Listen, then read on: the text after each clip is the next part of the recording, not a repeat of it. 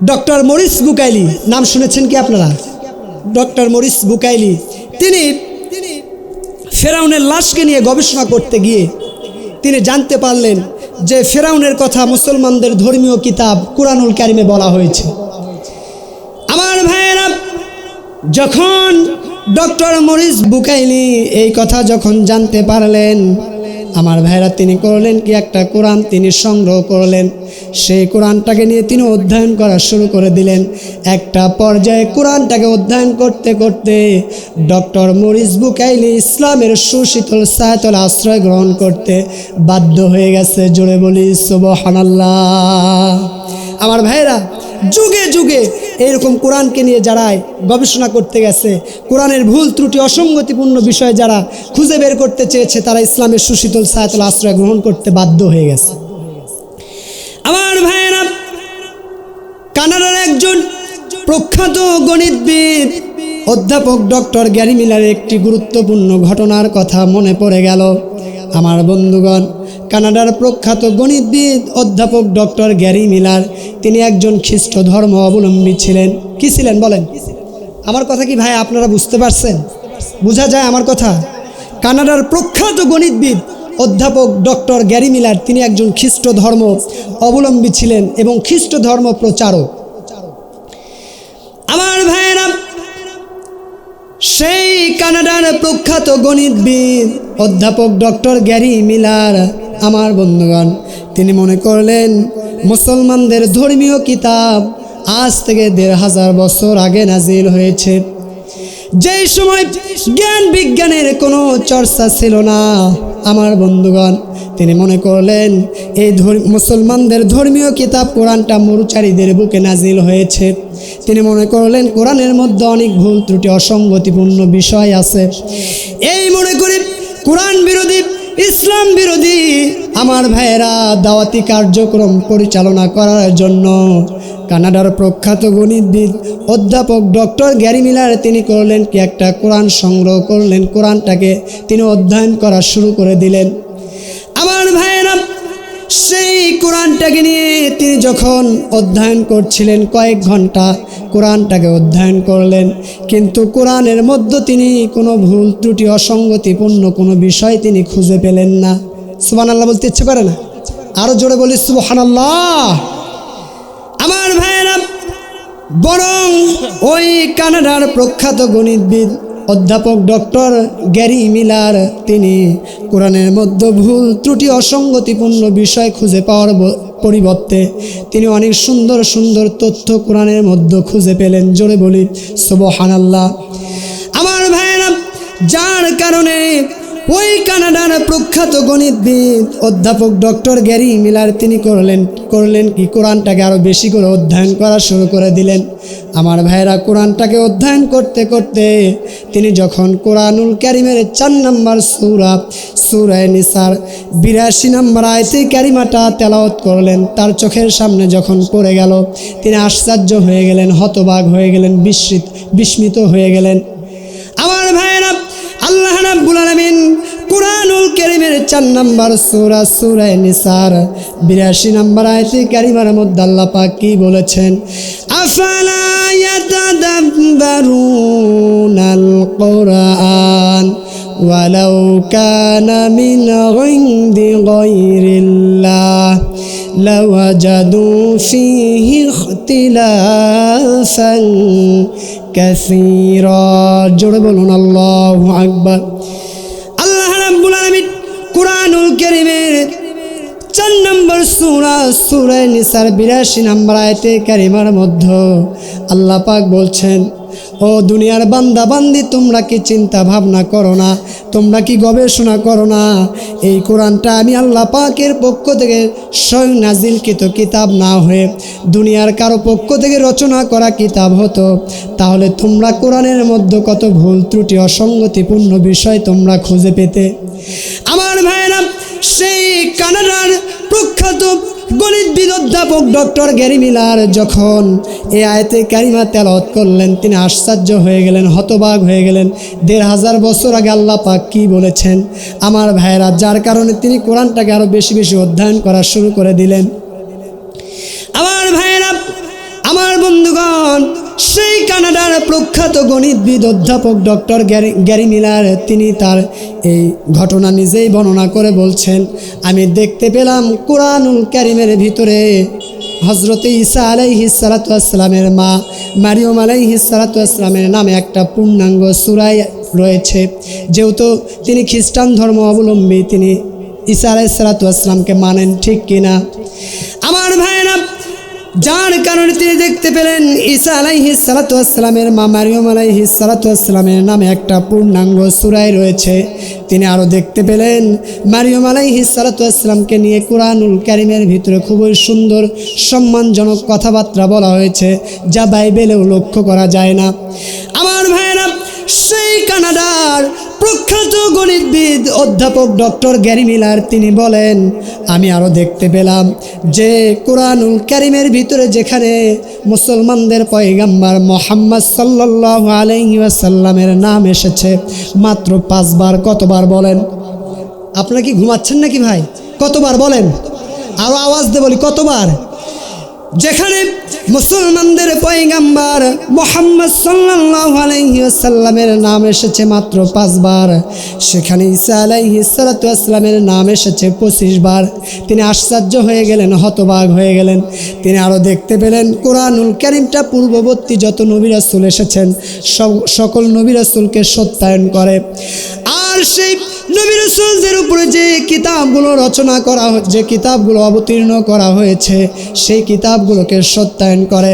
আমার ভাইয়েরা, সেই কানাডার প্রখ্যাত গণিতবিদ অধ্যাপক ডক্টর গ্যারি মিলার তিনি বলেন, আমি বুঝতে পারলাম কুরআনুল কারীম দুনিয়ার কারো রচনা করা কিতাব না, এর মধ্যে কোনো ভুল ত্রুটি অসঙ্গতিপূর্ণ কোনো বিষয় নাই। এই কোরআন স্বয়ং আল্লাহ রাব্বুল আলামিনের পক্ষ থেকে নাজিলকৃত কিতাব। এই মনে করে ওই কানাডার প্রখ্যাত গণিতবিদ অধ্যাপক ডক্টর গ্যারি মিলার করলেন কি, তার নামটা পরিবর্তন করে আব্দুল আহাদ উমর রেখে দিয়ে ইসলামের সুশীতল ছায়াতলে আশ্রয় গ্রহণ করলেন। জোরে বলি সুবহানাল্লাহ। সম্মানিত ভাইরা, যুগে যুগে এই কোরআন থেকে যারা ভুল ত্রুটি অসঙ্গতিপূর্ণ বিষয় খুঁজে বের করতে চেয়েছে, বরং অসঙ্গতিপূর্ণ ভুল ত্রুটিপূর্ণ বিষয় খুঁজে বের করতে গিয়ে ইসলামের সুশীতল ছায়াতলে আশ্রয় গ্রহণ করতে বাধ্য হয়ে গেছে। আমার বন্ধুগণ, আল্লাহ রাব্বুল আলামিন এই কুরআনুল কারীমটাকে কেন নাজিল করলেন, কি কারণে নাজিল করলেন? আল্লাহ পাক কুরআনুল কারীমের 14 নম্বর সূরা ইব্রাহিম এর 1 নম্বর আয়াতে কারিমার মধ্যে আল্লাহ পাক সুন্দর করে জানায় দিয়েছেন, আলিফ লাম রা কিতাবুন আনজালনাহু ইলাইকা লিতুখরিজান নাস মিনাজ যুলুমাতি ইলান নূর বিইজনি রাব্বিহিম ইলা সিরাতিল আজিজিল হামিদ। জোরে বলুন আল্লাহু আকবার। আমার ভাইরা, আল্লাহ রাব্বুল আলামিন আমার রাসূলকে লক্ষ্য করে বলছেন, হে রাসূল, এই কোরআনটা আমি আপনার উপরে কেন নাজিল করলাম, কি কারণে নাজিল করলাম? যাতে আপনি এই কোরআন দিয়া জুলমিয়াতের পথে থাকা, অন্ধকারচ্ছন্ন পথে থাকা, পথ হারা, দিশে হারা মানব জাতিগুলোকে আমি আল্লাহ পাকের কোরআন দিয়া তাদেরকে আমি আল্লাহ পাকের নির্দেশিত পথ, জান্নাতের পথ, আমি আল্লাহ তাআলার নির্দেশিত পথ, তাওহীদের পথ, এই পথে আপনি তাদেরকে বের করে আনতে পারেন। জোরে বলি সুবহানাল্লাহ। আমার ভাইরা, আল্লাহ রাব্বুল আলামিন যখন আমার রাসূলের উপরে কোরআনটা নাজিল করলেন, নাজিল করার পর আল্লাহ পাক আমার রাসূলকে লক্ষ্য করে বললেন, হে রাসূল, এখন আপনি এই কোরআন দিয়া মানব জাতিগুলোকে আপনি তাওহীদের পথে ডাকুন, আমি আল্লাহ পাকের নির্দেশিত পথ, জান্নাতের পথে ডাকুন, ইসলামের পথে ডাকুন। আমার ভাইরা, আমার রাসূল যখন আল্লাহ রাব্বুল আলামিনের পক্ষ থেকে এই নির্দেশনামা পেয়ে গেলেন, তিনি একটা মুহূর্ত দেরি করলেন না। আমার রাসূল করলেন কি, তিনি সর্বপ্রথমে তার পরিবারের কাছে চলে গেলেন। পরিবারে গিয়ে আমার ভাইয়েরা, আমার রাসূলের প্রাণ প্রিয়তমা স্ত্রী আম্মা জান খাদিজা বিনতে খুয়াইলিদ রাদিয়াল্লাহু তাআলা আনহাকে লক্ষ্য করে বললেন, ও ও আমার প্রাণ প্রিয়তমা স্ত্রী খাদিজা শোনো, আল্লাহ পাক আমাকে নবী মনোনীত করেছেন, আর আল্লাহ পাক তার পক্ষ থেকে আমার উপরে কোরআন নাজিল করা শুরু করে দিয়েছেন। ও খাদিজা, আমি আল্লাহর সত্য নবী, তুমি কি এটা বিশ্বাস করো নাকি? আমার ভাইরা, আমার রাসূল যখন আম্মাজান খাদিজা বিনতে খুয়াইলিদ রাদিয়াল্লাহু তাআলা আনহাকে লক্ষ্য করে এই কথা বললেন, আমার ভাইরা, আম্মাজান খাদিজা বিনতে খুয়াইলিদ রাদিয়াল্লাহু তাআলা আনহা বললেন, স্বামী গো আমার, আমি তো জানি আপনি কেমন মানুষ, আমি আপনার সঙ্গে 15টা বছর সংসার করলাম, আমি আপনার কোনো ভুল ত্রুটি কখনো খুঁজে পাই নাই। আমি সাক্ষ্য দিয়ে দিলাম আপনি 100% আল্লাহর সত্য নবী, এর ভিতরে কোনো সন্দেহ নাই। এই কথা বলে আম্মাজান খাদিজা বিনতে খুয়াইলিদ রাদিয়াল্লাহু তাআলা আনহা আমার রাসূলের হাতে বায়াত গ্রহণ করে কালেমার ঘোষণা দিয়ে ইসলামের সুশীতল ছায়াতলে আশ্রয় গ্রহণ করে প্রথম মুসলমান হয়ে গেলেন। জোরে বলে সুবহানাল্লাহ। আমার ভাইরা, এরপরে আমার রাসূল তিনি তার দ্বীনের দাওয়াত নিয়ে তার নিজ বংশ কুরাইশ বংশের মধ্যে চলে গেলেন। এরপরে মক্কার কাফের মুশরিকদের সামনে আমার রাসূল দ্বীনের দাওয়াত নিয়ে গেলেন। আমার ভাইরা, আমার রাসূল যখন ওই মক্কার কাফের মুশরিকদের সামনে আমার রাসূল যখন দ্বীনের দাওয়াত দিলেন, বলেন মক্কার কাফের মুশরিকেরা আমার রাসূলের দ্বীনের দাওয়াতকে তারা গ্রহণ করেছিল না প্রত্যাখ্যান করেছিল? বলেন কি করেছিল? আমার কথা কি আপনারা বুঝতেছেন না? আওয়াজ নাই কেন? কি করেছিল? আমার রাসূলের দ্বীনের দাওয়াতকে তারা প্রত্যাখ্যান করেছিল। আমার ভাইরা, আমার রাসূলের নামে ওই মক্কার কাফের মুশরিকেরা মিথ্যা অপবাদ দেওয়া শুরু করে দিল। আমার রাসূলকে পাগল বলল, জাদুকর বলল, মিথ্যাবাদী বলল, গণক বলল, কবি বলল। আমার ভাইরা, আমার রাসূলের শানে মিথ্যা অপবাদগুলো তারা দেওয়া শুরু করে দিল। এরপরে আমার রাসূলের উপরে তারা অত্যাচার জুলুম নির্যাতন করা শুরু করে দিল। আমার ভাইরা, আমার রাসূল দ্বীনের দাওয়াত নিয়ে যেখানে চলে যান, মক্কার কাফের মুশরিকরা সেখানে গিয়ে দ্বীনের দাওয়াতে বাধা দেওয়া শুরু করে দিল। দেয় নাই? বলেন, আসতে বলবেন না। দিয়েছে কি দেন নাই? আমার ভাইরা, আমার বন্ধুগণ, আমার রাসূল দ্বীনের দাওয়াত দেন। আমার রাসূলের দ্বীনের দাওয়াতে মক্কার গুটি কয়েকজন দুর্বল শ্রেণীর মানুষ আমার রাসূলের কালেমার ঘোষণা দিয়ে ইসলামের সুশীতল ছায়াতলে আশ্রয় গ্রহণ করলেন, মুসলমান হয়ে গেলেন। আমার ভাইরা, আমার রাসূলের চোখের সামনে ওই মক্কার কাফের মুশরিকেরা আমার রাসূলের ওই দুর্বল সাহাবীদের উপরে অত্যাচার জুলুম নির্যাতন করে, মেরে মেরে রক্তাক্ত করে ফেলে। আমার রাসূল সহ্য করতে পারেন না, প্রতিবাদও করতে পারেন না। আমার রাসূলের চোখের কোটা বেয়ে টপ টপ করে পানি পড়ে। আমার বন্ধুগণ, আমার রাসূল দ্বীনের দাওয়াত নিয়ে যান, আর মক্কার কাফের মুশরিকেরা সেখানে গিয়ে তারা বাধা দিতে লাগলো।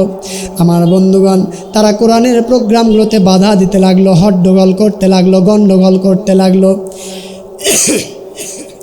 আল্লাহ রাব্বুল আলামিন তাদের এমন কর্মকাণ্ডের কথা কুরআনুল কারীমের 41 নম্বর সূরা হামিম সেজদার 26 নম্বর আয়াতে কারিমার মধ্যে আল্লাহ পাক সুন্দর করে জানায় দিয়েছেন, ওয়া ক্বালাল্লাযীনা কাফারু লা তাসমাউ লিহাযাল কুরআন ওয়ালগাউ ফীহি লাআল্লাকুম তাগলিবুন। জোরে বলুন আল্লাহু আকবার।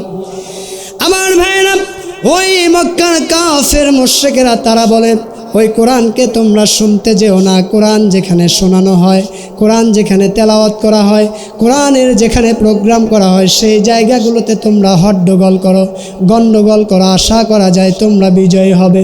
এটা কে বলতো? বলে কাফের মুশরিকেরা তারা পরস্পর বলাবলি করতে লাগলো, বলাবলি তারা করত।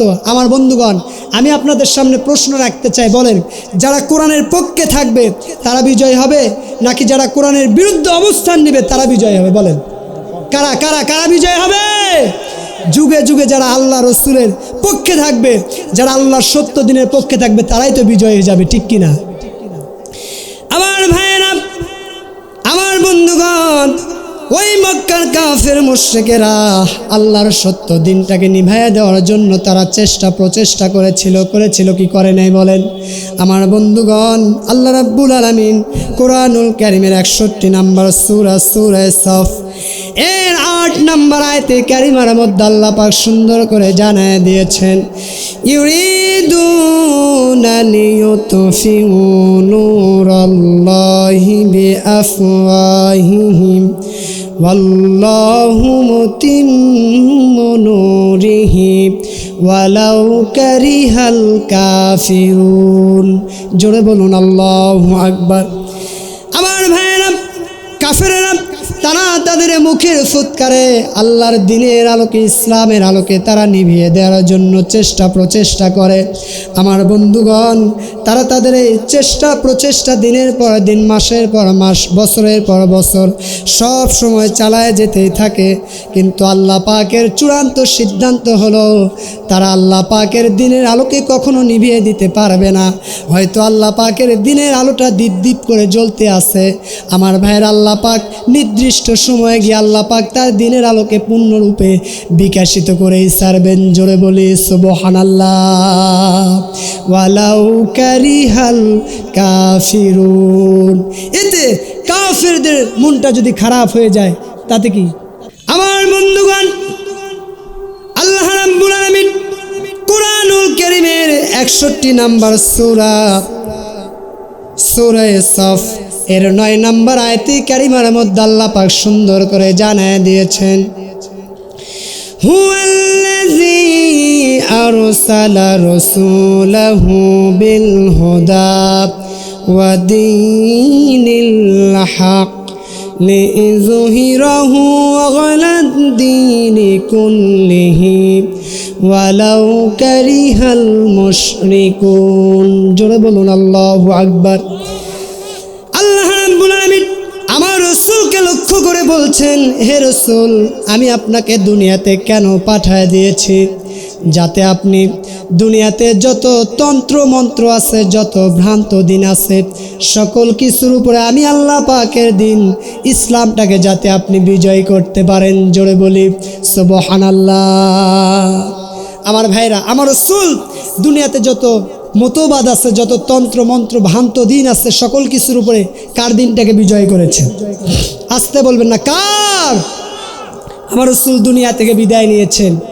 আমরা রাসূলের উম্মত, আমাদের ওই দায়িত্ব আছে না নাই? আসতে বলবেন না, আছে না নাই? আল্লাহর জমিনে আল্লাহর দিনটাকে বিজয় করার জন্য, প্রতিষ্ঠা করার জন্য আমাদেরকে প্রচেষ্টা করতে হবে, ঠিক কিনা? আমার ভাইরা, আমার রাসূল সেই মক্কার মধ্যে কাফের মুশরিকদের সামনে যখন দিনের দাওয়াত দিতে গেলেন, ওই মক্কার কাফের মুশরিকেরা আমার রাসূলের দিনের দাওয়াতের তারা বিরোধিতা করা শুরু করে দিল। আমার রাসূলের দাওয়াতে তারা বাধা দিতে লাগলো। আমার বন্ধুগণ, আমার ভাইরা, এরপরে তারা আমার রাসূলকে বারংবার হত্যার ষড়যন্ত্র করলো। কি করলো? আমার রাসূলকে তারা হত্যার বারংবার ষড়যন্ত্র করলো।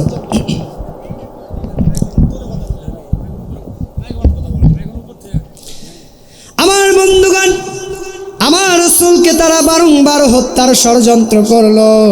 আমার বন্ধুগণ, এরপর আমার রাসূল তাদের সামনে দিনের দাওয়াত নিয়ে গেছে। ওই মক্কার কাফের মুশরিকেরা আমার রাসূলকে লক্ষ্য করে বলেছে, ও মুহাম্মদ বিন আব্দুল্লাহ, তুমি যে আল্লাহর নবী দাবি করো, আর আমাদের সামনে তুমি যা তেলাওয়াত করে করে শোনাও আর বলো তা আল্লাহ পাকের পক্ষ থেকে তোমার উপরে নাজিল হয়। আমরা জানি ওই কোরআন আল্লাহ পাকের পক্ষ থেকে তোমার উপরে নাজিল হয় না, বরং কোরআন তুমি নিজের থেকে রচনা করে আমাদের সামনে তেলাওয়াত করে করে শোনাও। জোরে বলি নাউজুবিল্লাহ।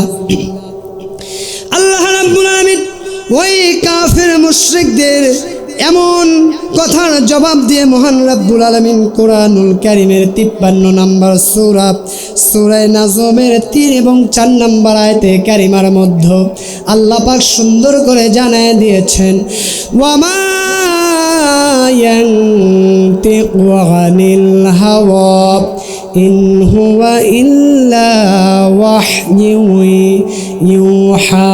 জোরে বলুন আল্লাহু আকবার। আল্লাহ রাব্বুল আলামিন বলছেন, আমার রাসূল তিনি আসমানের নিচ থেকে কোনো কিছুই বলেন না, তিনি যা কিছু বলেন তা হলো ওহী। সেই ওহী আমার রাসূলের উপরে নাজিল করেন কে বলেন? আসতে বলবেন না, তিনি আমার কে? আল্লাহ পাক। আমার ভাইয়েরা, আল্লাহ পাক জানায় দিয়েছেন আমার রাসূলের তো কোনো অক্ষর জ্ঞান নাই, তিনি কেমনে নিজের থেকে কোরআনটা রচনা করতে পারে? আমার রাসূলের কি অক্ষর জ্ঞান ছিল নাকি বলেন? ছিল? আমার রাসূলের কোনো অক্ষর জ্ঞান ছিল না, তিনি কোনো প্রাতিষ্ঠানিক শিক্ষা অর্জন করেন নাই। আল্লাহ রাব্বুল আলামিন কুরআনুল কারীমের ৬২ নম্বর সূরা সূরা জুমুয়ার ২য় নম্বর আয়াতে কারিমার মধ্যে আল্লাহ পাক সুন্দর করে জানায় দিয়েছেন, হুয়াল্লাযী বা'আসা ফিল উম্মিয়্যিনা রাসূলাম মিনহুম ইয়াতলু আলাইহিম আয়াতিহি ওয়া يزكيهم ويعلمهم الكتاب والحكمة وإن كانوا من قبل لفي ضلال মুবিন। জোরে বলুন আল্লাহু আকবার। আমার ভাইরা, আল্লাহ রাব্বুল আলামিন বলছেন আমার রাসূলের কোনো অক্ষর জ্ঞান নাই। আল্লাহ পাক নিরক্ষরদের মধ্য থেকে আমার রাসূলকে আল্লাহ পাক নবী মনোনীত করেছেন। আমার রাসূলের কোনো অক্ষর জ্ঞান ছিল না, তিনি কোনো প্রাতিষ্ঠানিক শিক্ষা তিনি অর্জন করেন নাই। এখন বলতে পারেন হুজুর, আল্লাহ পাক যাকে তামাম বিশ্বের জন্য মডেল করে পাঠায় দিলেন, সেই রাসূলকে আল্লাহ পাক কেন নিরক্ষর রাখলেন? কারণটা কি? এর পিছনে কারণ আছে না নাই বলেন? আসতে বলবেন, আছে না নাই? আমার ভাইয়ের পিছনে কারণ হলো আমার রাসূলের নবুয়তের প্রমাণের যে মুজিজাগুলো রয়েছে, সেই মুজিজাগুলোর মধ্যে আমার রাসূলকে নিরক্ষর রাখা এটা একটা অন্যতম মুজিজা। আমার বন্ধুগণ, কাফের মুশরিকেরা আমার রাসূলের নামে মিথ্যা অপবাদ দিয়ে তারা বলতো, মুহাম্মদ বিন আব্দুল্লাহ, তুমি তো কোরআনটাকে নিজের থেকে রচনা করে আমাদের সামনে তেলাওয়াত করে শোনাও। কি বলে? তুমি তো কোরআনটাকে নিজের থেকে রচনা করে আমাদের সামনে তেলাওয়াত করে শোনাও। তারা আড়ালে গিয়ে আবার কি করে জানেন? তারা পরস্পর বলাবলি করে, এই কোরআনের যে ভাষা জ্ঞান, মুহাম্মদ বিন আব্দুল্লাহ তো কোনো অক্ষর জ্ঞান নাই, তিনি তো কোনো প্রাতিষ্ঠানিক শিক্ষা অর্জন করেন নাই, তাহলে এই কোরআন মুহাম্মদ বিন আব্দুল্লাহ কেমনে নিজের থেকে রচনা করে? জোরে বলি সুবহানাল্লাহ। আমার ভাইয়েরা, আল্লাহ রাব্বুল আলামিন আমার রাসূলকে যদি নিরক্ষর না রাখতেন আমার বন্ধুগণ, ওই কাফের মুশরিকেরা তারা এই কথা বলতো না। তারা মনে করতো মুহাম্মদ বিন আব্দুল্লাহ নিজের থেকে কোরআনটা রচনা করেছে, যার কারণে আল্লাহ পাক নবুয়তের প্রমাণের মুজিজা স্বরূপ আমার রাসূলকে আল্লাহ পাক নিরক্ষর রেখে দিয়েছিলেন। আমার ভাইয়েরা, তবে আল্লাহ রাব্বুল আলামিন পরবর্তীতে আমার রাসূলকে এত বেশি পরিমাণ জ্ঞান গরিমা দান করেছিলেন, আমার রাসূল তামাম বিশ্বের প্রত্যেকটা সেক্টরের জন্য মডেল। জোরে বলি সুবহানাল্লাহ। সুবহানাল্লাহ বলতেও এত কৃপণতা, জোরে বলি সুবহানাল্লাহ। আমার ভাইয়েরা, আমার বন্ধুগণ, মক্কার কাফের মুশরিকেরা যখন আমার রাসূলকে লক্ষ্য করে বললেন, ও মুহাম্মদ বিন আব্দুল্লাহ, তুমি তো কোরআনটা নিজের থেকে রচনা করে আমাদের সামনে তেলাওয়াত করে করে শোনাও।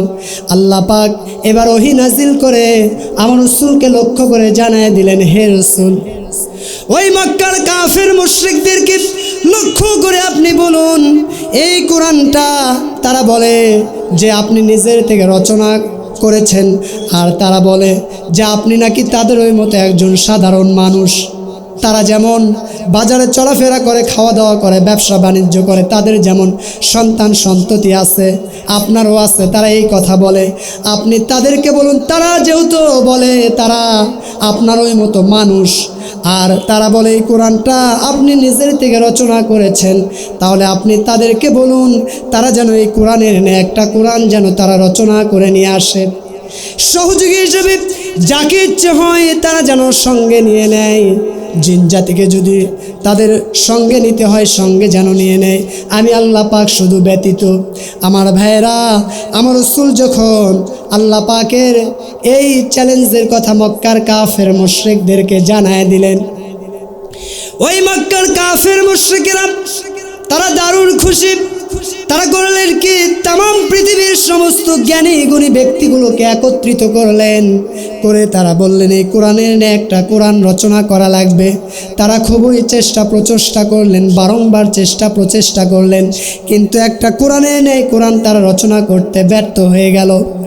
আল্লাহ রাব্বুল আলামিন পরক্ষণে আবারও ওহী নাজিল করে আমার রাসূলকে লক্ষ্য করে জানায় দিলেন, হে রাসূল, এই কোরআনের নেই একটা কোরআন রচনা করার দরকার নাই। এই কোরআনের ছোট্ট ছোট্ট 10টা সূরা নেই, সূরা যেন তারা রচনা করে নিয়ে আসে। কি করে নিয়ে আসে? এই কোরআনের ছোট্ট ছোট্ট 10টা সূরা নেই, সূরা যেন তারা রচনা করে নিয়ে আসে, আর সহযোগী হিসেবে যাকে ইচ্ছা হয় তারা যেন সঙ্গে নিয়ে নেয়। আমার বন্ধুগণ, আমার রাসূল যখন আল্লাহ পাকের এই চ্যালেঞ্জের কথা মক্কার কাফের মুশরিকদেরকে জানায় দিলেন, তারা আবারও প্রচেষ্টা করলেন, কিন্তু কোরআনের ছোট্ট ছোট্ট 10টি সূরা নেই, সূরাও তারা রচনা করতে ব্যর্থ হয়ে গেল। আমার বন্ধুগণ, এরপর আল্লাহ পাক পরক্ষণে আবারও ওহী নাজিল করে জানায় দিলেন, হে রাসূল, এই কোরআনের নেই একটা কোরআন রচনা করার দরকার নাই। কোরআনের ছোট্ট ছোট্ট 10টা সূরার নেই সূরা রচনা করার দরকার নেই। আপনি তাদেরকে বলুন এই কোরআনের ছোট্ট একটা সূরা নেই সূরা যেন তারা রচনা করে নিয়ে আসে, যদি তারা সত্যবাদী হয়ে থাকে। কে বলছে? আল্লাহ পাক বলছে। আমার রাসূল আল্লাহ পাকের এই চ্যালেঞ্জের কথা মক্কার কাফের মুশরিকদের সামনে জানায় দিলেন। আমার ভাইয়েরা, মক্কার কাফের মুশরিকেরা, পৃথিবীর সমস্ত জ্ঞানী গুণী ব্যক্তিরা তারা আবারও প্রচেষ্টা করলেন, কিন্তু কোরআনের ছোট্ট একটা সূরা নেই সূরাও তারা রচনা করতে ব্যর্থ হয়ে গেল। জোরে বলি সুবহানাল্লাহ।